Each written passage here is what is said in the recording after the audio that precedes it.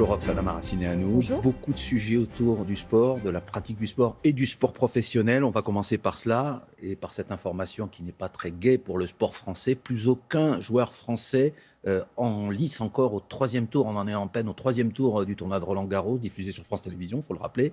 C'est du jamais vu depuis que ce tournoi existe. Comment vous l'expliquez, vous, en tant que ministre ? Oui, des joueurs français en difficulté, je ne vais pas commenter leur performance, mais des joueurs internationaux aussi en difficulté. On en a vu avec la japonaise Oui. Naomi. Mais là, c'est, si j'ose dire, entre beaucoup de guillemets, une hécatombe.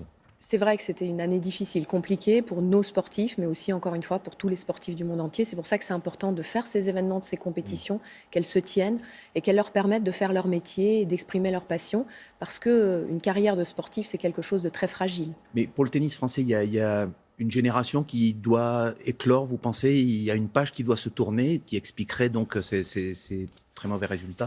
On a vu l'an dernier avec Hugo Gaston quand même des grands espoirs aujourd'hui dans le tennis français, avec d'autres jeunes. Aujourd'hui, on en a un certain nombre.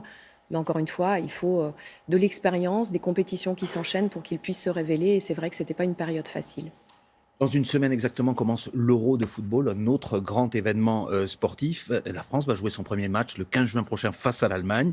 Y aura-t-il, comme lors de la dernière Coupe du Monde, des fan zones installées en France en dépit de la crise sanitaire ? Est-ce que vous avez prévu un tel dispositif ? Mais pour cette compétition, on doit mettre toutes les chances de notre côté. Vous l'avez dit, c'est compliqué pour les sportifs, pour les organisateurs aussi. Et les collectivités nous ont sollicités pour qu'on puisse mettre en place du soutien public, un engouement autour de ces événements sportifs. Aujourd'hui, ce matin même, je vais publier un protocole qui a été travaillé avec les organisateurs, les collectivités, pour que chacun puisse s'en saisir et mettre en place ces fan zones, avec quelques contraintes encore jusqu'au 30 juin, avec la possibilité uniquement d'avoir des fan zones avec des personnes assises à l'intérieur. Donc c'est vrai que ce n'est pas les fan zones de d'habitude. Et une Mais jauge, après, le combien de 30 personnes juin, seront autorisées ? Aujourd'hui, il y aura 5000 personnes autorisées à l'extérieur, dans les fan zones en extérieur. Maintenant, voilà, à partir du 30 juin, on reviendra à peu près à la normalité. Mais il y a des personnes qui veulent déjà faire des fan zones dès maintenant. C'est-à-dire à partir du 30 juin, puisque la Coupe d'Europe, le championnat d'Europe des nations de football doit durer un mois, on retrouvera des fan zones illimitées, si j'ose dire ? À 5000 personnes, limitées à 5000 personnes. Jusqu'au 30 juin, et ensuite ? Voilà. Maintenant, c'est important que tout le monde puisse retrouver cet engouement et cette joie. Comme pour certains événements culturels ou sportifs, il faudra un pass sanitaire pour entrer dans ces fan zones que vous allez pouvoir faire installer dans différentes villes ? Les textes seront publiés là, tout début de semaine prochaine. D'ailleurs, avec un premier match destiné justement aux soignants et aux pompiers, à la sécurité civile, qui sera celui du 8 juin, un petit peu en avance de phase, quelques heures avant la deuxième délimitation. On va voir, les spectateurs ont été informés qu'il faudrait peut-être le pass sanitaire. Si tout va bien, si lundi, mardi, on publie les bons tests, ils pourront présenter et on pourra en tout cas faire valoir ce pass sanitaire. Ensuite, sur tous les autres événements, une fois que les tests seront publiés, tous les organisateurs d'événements pourront venir valider ces passes sanitaires pour que la jauge puisse augmenter en toute sécurité dans les stades. Autre événement sportif ô combien important cet été, les Jeux Olympiques. Êtes-vous sûr à 100% à ce jour, ils doivent débuter le 23 juillet, qu'ils auront lieu, tout simplement. La présidente du comité olympique japonais s'est voulue un peu rassurante hier, mais on sait qu'il y a beaucoup d'inquiétudes là-bas sur une reprise éventuelle du virus. Quelle est la situation et quelles sont vos inquiétudes aujourd'hui ? Nous, on fait tout comme si ces Jeux auront lieu. Nos sportifs sont prêts, notre staff est prêt, tout le monde s'est fait vacciner dernièrement et donc voilà, tout le monde est prêt à partir, à performer.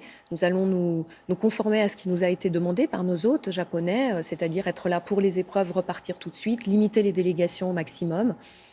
On n'est jamais sûr à 100% jusqu'à la dernière minute, mais je pense maintenant qu'il est un peu tard pour dire que ça va être annulé, même si c'est vrai, ces Jeux aujourd'hui ne recueillent pas l'assentiment du grand public au Japon, le comité d'organisation, la ville de Tokyo, au-delà le même Japon. de l'assentiment, il y a même une inquiétude et même un courant d'opinion qui demande leur interdiction, enfin leur annulation plus exactement. C'est vrai, on connaît ça dans beaucoup d'événements sportifs en ce moment, avec la crise sanitaire, avec tous les enjeux aussi de développement durable. Oui. L'acceptabilité des événements sportifs ne va pas de soi, mais c'est vrai que ces Jeux au Japon, dans la période qu'ils vivent, voilà, soulèvent des questionnements. En tout cas, ça se passera à huis clos, aux dernières nouvelles. Ça se passera avec des sportifs dans une bulle sanitaire très contrainte. Mais ça se passera. Mais en tout cas, ça se passera.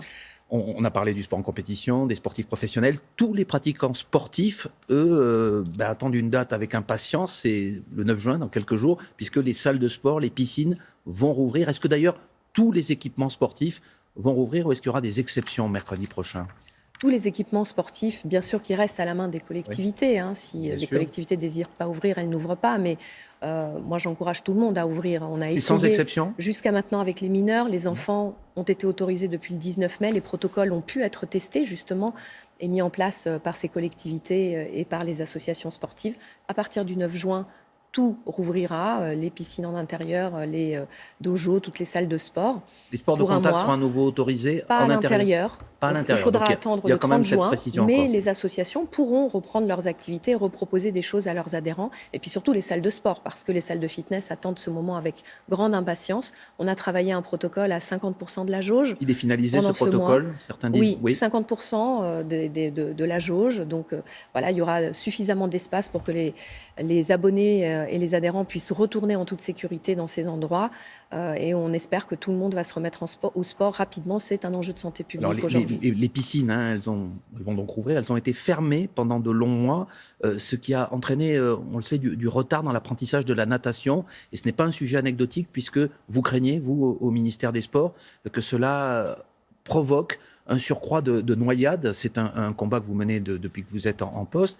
Il y a, je crois, près de 1000 personnes qui se noient chaque année. C'est la première cause de mortalité chez les moins de 25 ans. Effectivement, un véritable fléau en France, ce pays où il y a beaucoup de littoral, beaucoup de cours d'eau et puis aussi beaucoup de piscines privées. Aussi, dans les familles, on est le deuxième pays après les États-Unis, 3 millions de piscines familiales.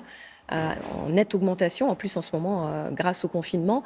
Donc nous devons tous être extrêmement vigilants. Les cours de natation ont déjà repris depuis le 3 mai là, pour les scolaires. Et puis tous les cours, aujourd'hui, accompagnés des parents, doivent reprendre impérativement. Et vous lancez un appel Bien sûr, à la prudence. C'est un appel à la vigilance. Nous avons organisé hier à la Cano la journée nationale contre les noyades en France. Donc voilà, un appel à la vigilance, à la surveillance des parents dans les piscines privées à domicile.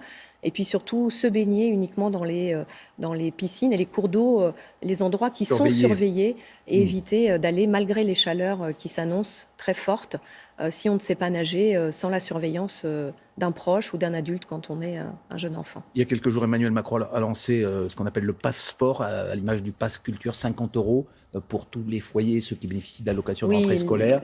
Ça va amener des jeunes à s'inscrire dans des clubs. On dit que c'est surtout pour les garçons, football, basket, les filles sont moins concernées, moins incitées à faire du sport. Bien sûr, justement, elles sont incitées à faire du sport. On ne veut surtout pas qu'il y ait une barrière financière. 50 € de réduction de la part de l'État pour un enfant sur deux. Évidemment, des filles seront fortement concernées.